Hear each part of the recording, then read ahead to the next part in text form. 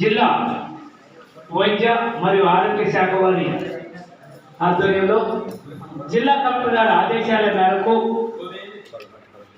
ఈ తెలంగాణ రాష్ట్రంలో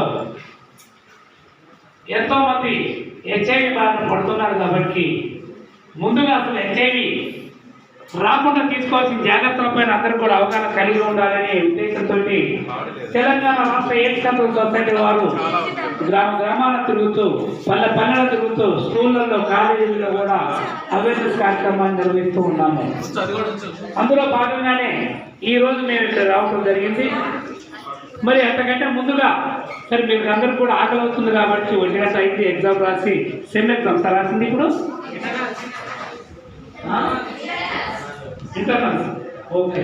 మరి ఎగ్జామ్ రాస్తున్నారు కాబట్టి మీరు కూడా ఇబ్బంది పడుకోకుండా కొద్ది టైంలోనే విషయాన్ని క్లుప్తంగా 3 ముక్కల్లో చెప్పేసి వెళ్తాము. అంతకంటే ముందుగా మా సీనియర్ కళాకారుడు వచ్చాక గురవయ్య గారు మంచి హుషారైనటువంటి జానపదాన్ని ఒక జానపద గీతాన్ని పాడి తర్వాత అంశం తీసుకొస్తాము.